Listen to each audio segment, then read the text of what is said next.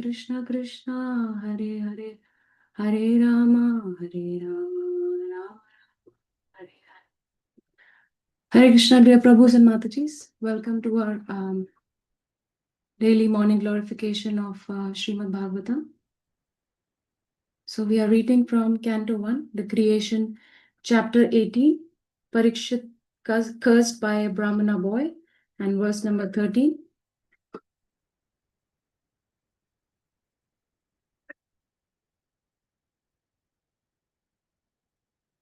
Tulayam lavinapi na swargam na punarbhavam bhagavat sangi sangasya martyanam kim utashishaha. Tulayam lavenapi na swargam na punarbhavam bhagavat sangi sangasya martyanam kim utashishaha. It's a very important verse. This verse gets repeated twice in the Bhagavatam. Would anyone like to recite the verse?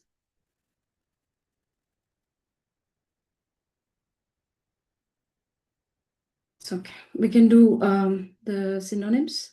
Tulayam, to be balanced with. Lavena, by a moment. Api, even. Na, never.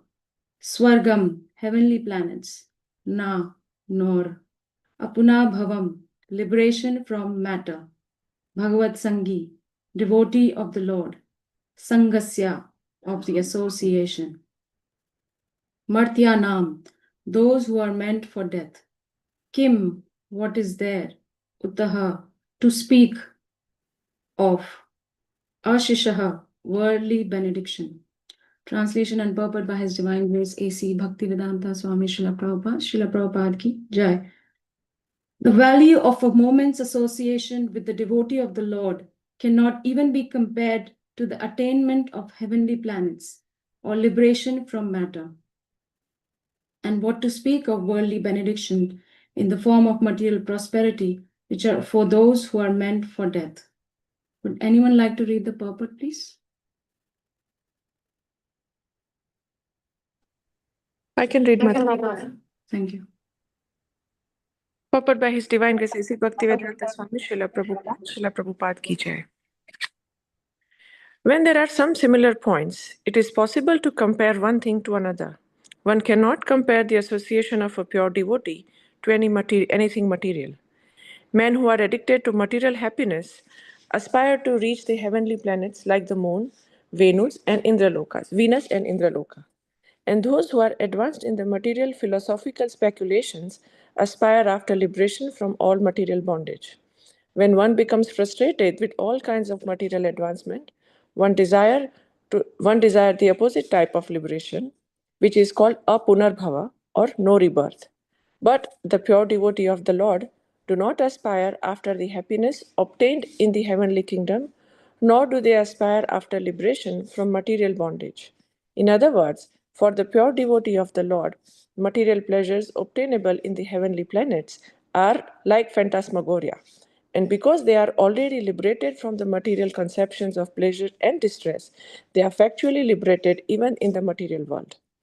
This means that the pure devotee of the Lord are engaged in a transcendental existence, namely in the loving service of the Lord, both in the material world and in the spiritual world. As a government servant is always the same either in the office or at the home or at any place. So devotee has nothing to do with anything material, for he is exclusively engaged in the transcendental service of the Lord.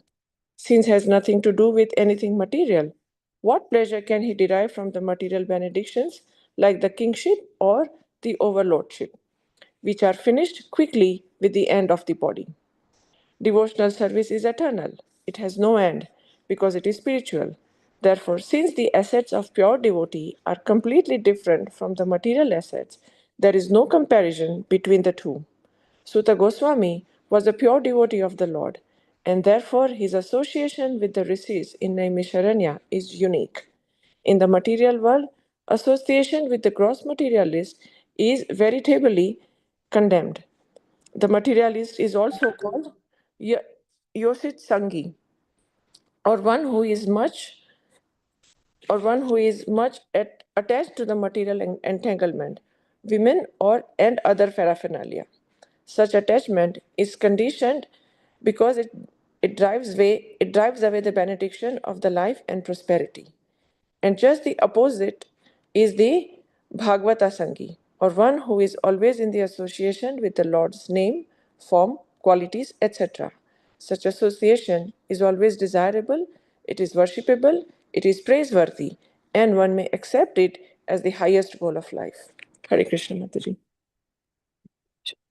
Narayanam namaskrityam naram chaiva narottamam devim saraswatim vyasam tato jayam mudirayet nashtaprayeshu abhadreshu nityam bhagavata sevaya bhagavati uttama shloke bhaktir bhavati nashtake mukam karoti vachalam pangum langayate girim yakripatam aham vande Shri Guru Dinataranam Paramanandamanam Vanchakalpatarubhyascha kripa sindhubhya eva cha patitanam pavanebhyo vaishnavebhyo namo namah.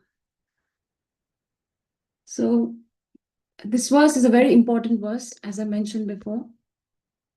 So sages of Naimisharanya are performing a sacrifice for the improvement of the civilization, and as they are doing so, they realize that it is actually not they are not feeling the effect of it, and what they are feeling is they are just getting black from all the smoke that's coming from the yagna. And then Suta Goswami comes, and Suta Goswami, being a luminary of inspiration, he starts narrating the pastimes of Krishna. And when he's speaking the Bhagavad Katha, the sages of Naimisharanya, they feel so nourished, they feel very happy. And after they are satisfied by hearing him, that's when they spoke this verse. They recite that the value of a moment's association with the devotee of the Lord cannot be compared to the attainment of heavenly planets or liberation from matter. And what to speak of worldly benediction in the form of material prosperity, which are for those who are meant for death. Such a beautiful translation and purport by Srila Prabhupada. And the first line of the purport says, lave napi, that means lava, it means a moment. Prabhupada translates it as a moment. And what is a moment? A moment is described as 1/11th of a second. So it's like 0.09 second. Even for greeting Hare Krishna takes longer. So imagine just a brief moment, and just a brief moment of association with a devotee. It is compared to. It is said that it can't be even compared to the heavenly planets, and what to speak of liberation. My Guru Mahārāja used to say that when the procession of Harinam goes on the street, that street becomes so special, that street becomes auspicious, that when people who pass from that street later, they actually get the benefit from it.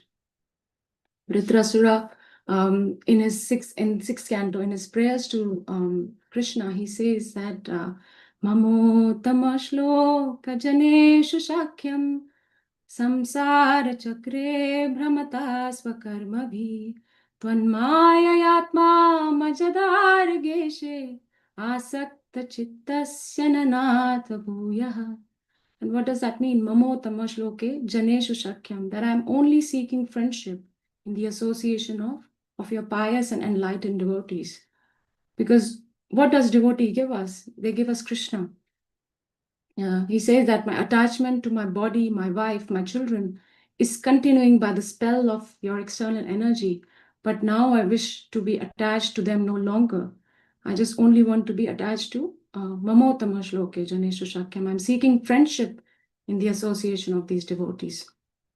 As I said, this verse is important because this verse appears twice in the Bhagavatam. So the first time it's appearing here in the first canto, and the second it will appear in the fourth canto of Bhagavatam, where when Prachetas, the 100 sons of King Prachina Bhari, they perform a sacrifice for the pleasure of Lord Vishnu, and Krishna appears there. And when they, in those prayers, basically they repeat this verse again. And what is being glorified in this verse? The third line of the verse says, Bhagavat Sanghi Sangasya. That means the opportunity, the great fortune in one's life arises when they're able to come in contact with the devotee of Krishna.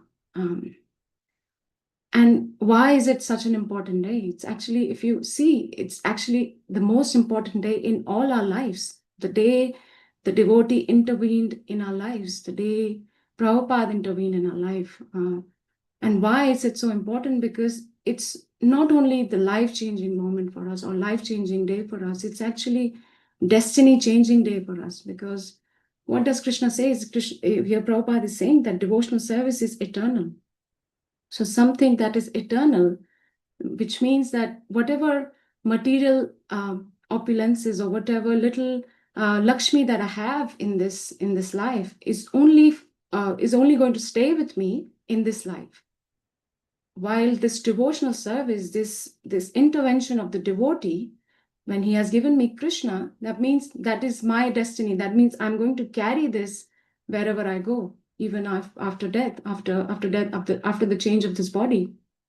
Krishna says in Bhagavad Gita, Neha Vikramanasho Asti Pratyavayo na vidyate Swa Alpam Api Asya Dharmasya Trayate Mahato Bhayat. Swa Alpa means even, what does that mean? That means even for a little, that in this endeavor, in this Krishna consciousness movement, there is no loss or diminution. And a little advancement in this path can protect us from the dangerous type of fear. In Madhurya Kadambini, Vishwanath Chakravarti Thakur is comes in our disciplic succession at number 27. So if we see in the introduction of Bhagavad Gita, Prabhupada comes at 32, and he gives that how this parampara, this knowledge comes from Krishna, then Brahma, and then Narad Muni, and then Vyasadeva. So Vishwanath Chakravarti Thakur comes, he's a disciple of Narottam Das Thakur. And he's written a beautiful book of Madhurya called as Madhurya Kadambini. And before he begins that book, and he's talking about that book, basically it's a journey towards pure love of Godhead. And before he begins that, he asked this question. He begins the book by asking, so where does this devotional service start? And see, if we also see where does this devotion, why is it such an important question to ask? Where did my devotional service begin? Because one, it gives us gratitude that yes, whoever I was introduced, the first thing that it gives us gratitude for the process, and gratitude for the people, that yes, I am grateful for the people who introduced me to Krishna consciousness. And the second thing that this question gives us is how we can, if we ask this question, what does it give us? Is the second thing it gives us is how I can continue in my spiritual journey, seeing the devotees around me. It gives me inspiration how I can continue in this service. And third, very important thing that the answer to this question gives us is that how I am now able to help all the conditioned souls in this creation. So Vishwanath Chakravarti Thakur asks this question, and he goes into a dialogue with himself. And then he explains different reasons. So the first reason he gives is, well, it's simple. I'm practicing spiritual life in this life because I practiced spiritual life in previous life. So I'm just carrying from the last life, as Krishna says in Bhagavad Gita. Then Vishwanath Chakravarti Thakur says, well, let me dig a deeper. How did I begin in that life? And then he says that because I did bhakti in the previous life to that life. So then he says, no, but there has to be at least one life where we all began our journey. So he says that, and then he quotes the scriptures and he says, Yadrichaya, that means by some good fortune that I'm introduced to devotional service. But then he says that good fortune. Okay, how did that good fortune come from? And then he says, good fortune comes from when I'm doing something pious. So then he says, well, I'm doing something pious. It means it's giving me a lot of good material pious activity. But then how can I get devotional service? Because piety is material while devotional service is eternal. So how can something material trigger something spiritual? Then he says, okay, maybe it's Krishna's mercy that Krishna gave me devotional service. But then he argues himself that, well, Krishna says in Bhagavad Gita that samoham sarvabhuteshu name dvesha stina priya. That means I am equal to everyone. Name dvesha. I don't have any envy to anybody. Then why is it that the whole world is not Krishna conscious, and why is it that Krishna has not given this Krishna consciousness to everyone?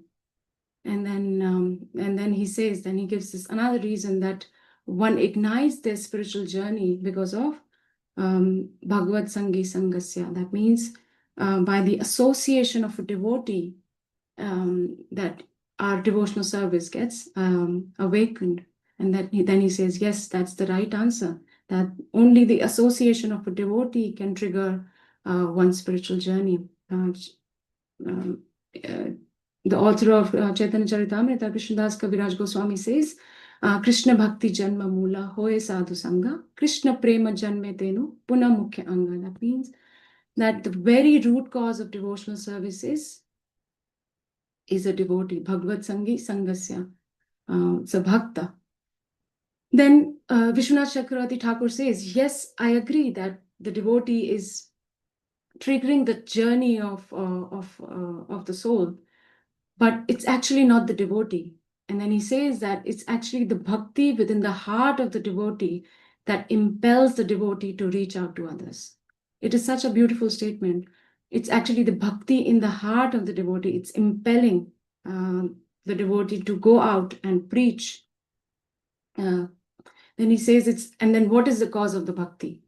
So because bhakti is eternal, the cause of bhakti is bhakti, because bhakti cannot be caused by anything else other than bhakti. Prabhupada said that the result of chanting is chanting, more chanting. And who is the carrier of that bhakti? It's the bhakta. The bhakta is carrying that bhakti in his heart. And therefore, Jiva Goswami says that it's Krishna's mercy is following the mercy of the devotee. And he compares the needle to devotee's mercy, and the thread that's attached to the needle is Krishna's mercy. So he says that when a devotee is entering in our life, it's not only devotee's mercy, it is also Krishna's mercy. So it's descending in our life both together. Brahmananda Prabhu gives an example of Prabhupada. He recalls a pastime when he was with Prabhupada one morning. So they were returning from, it was evening, and they were returning from a evening program. And Prabhupada had a very busy day. Yeah. He had a whole day meeting people, organizing meetings, translating, writing letters, solving managerial problems. And then he was returning from a program in the evening, and Brahmananda Prabhu and Prabhupada was sitting in the back of the car. And Prabhupada began like dozing off. He was so tired that he was dozing on. He kind of just leaned on Brahmananda Prabhu's shoulder, and then finally he was so tired that he was in Brahmananda Prabhu's lap.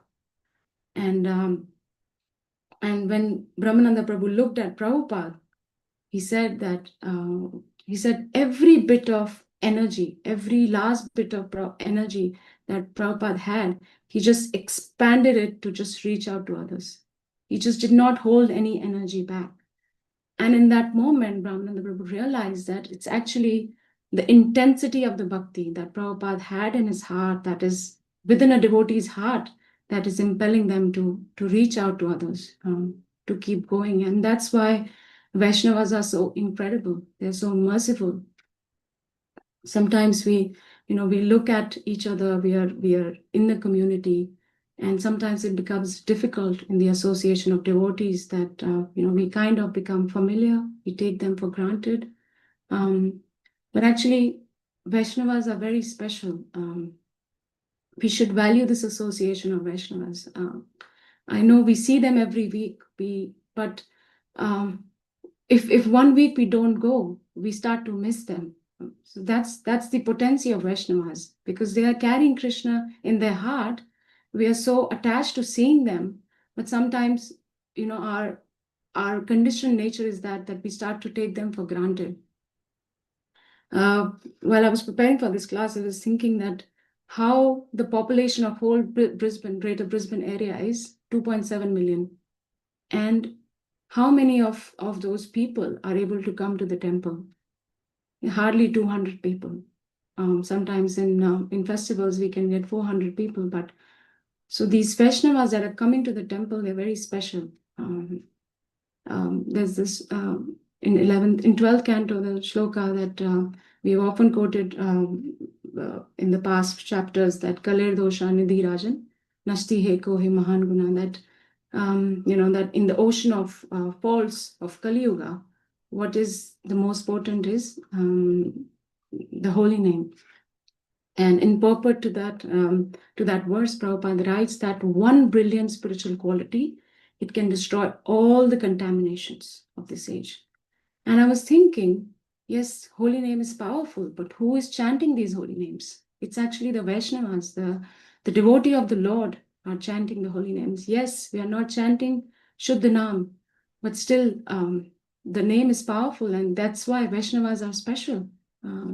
Radhanath Maharaj says that real devotion is on two platforms. One is on the transcendental consciousness. One is a Nitya Siddha, and one who is thriving for that consciousness, thriving for that that love of Godhead. So Prabhupada also explains that there are two types of pure devotees. One who has perfected his Krishna consciousness and who has transcended the modes of material nature, who is constantly engaged in transcendental loving service of the Lord. And the other one is honest, honestly fiercing and honestly thriving to attain that pure devotion by following the process of bhakti, of sadhana bhakti. Therefore, so no Vaishnava is ordinary. Keshav Maharaj says that every Vaishnava is the hope of a conditioned soul. Because if we see, without all the devotees, there is no hope in the world. We may say that I'm a very small devotee, I'm an insignificant devotee, but actually there's no such thing as a small devotee. Even Radhanath Maharaj says that if we are unable to preach, at least even by our conduct, people are able to notice us. Yes, this person is different. He looks different. I want to be like him.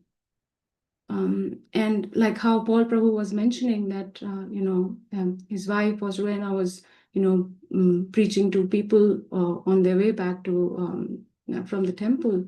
It's actually, so you don't need a Vyasasana to preach to people, or you don't need, like a platform to preach to people.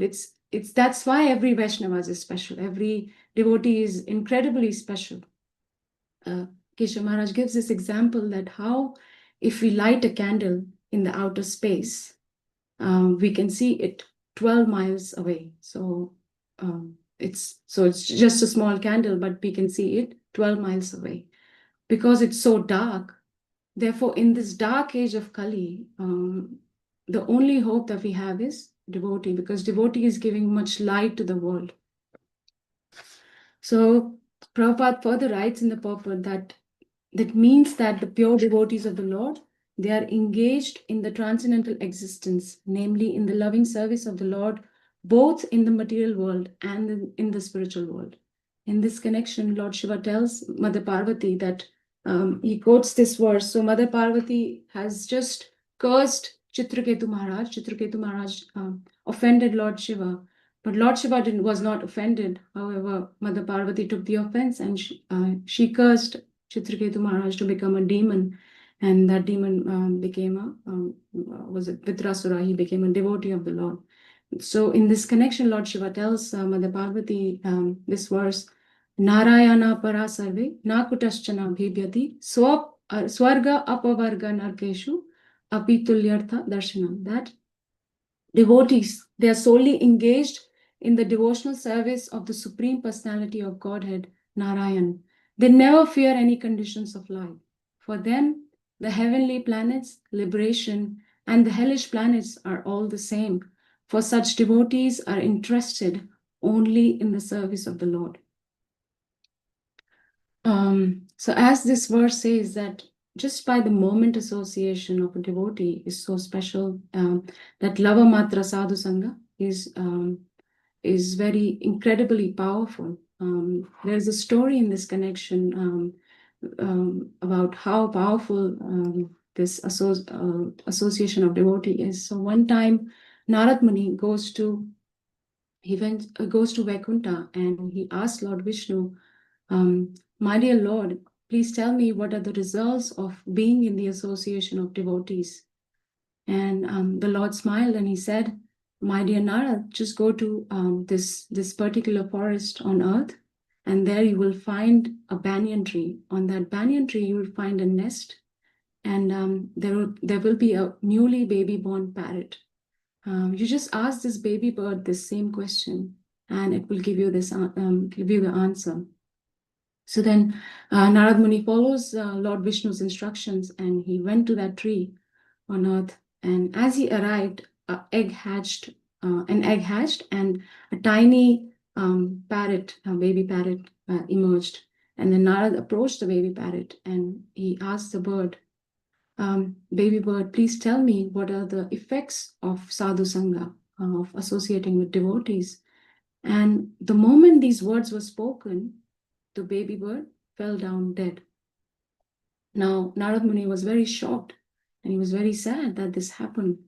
And then he returned to Vaikuntha and he told Narayan, Lord Vishnu, that this is what had happened. And then Lord Vishnu smiled and he said, you go again to this village where there is this a new calf that has been born in a Brahmin family, and you will get your answer there. Ask this question to the calf. And then Narad went to this village and found this newborn calf. And as the calf was just getting up on its legs, Narada asked, dear calf, please tell me what is the result of associating with devotees. And the moment he finished his question, the calf too fell down dead. Now, Narad Muni was feeling very guilty. What have I done? What a sinful person I am.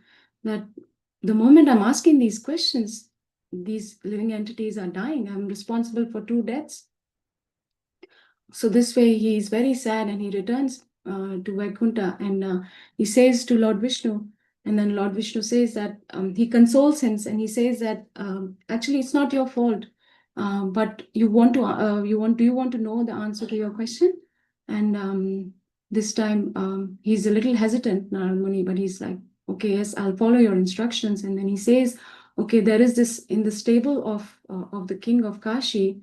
There is a baby, a baby horse. A foal has been born, and you just go and ask the baby horse the same question, and you will get your answer.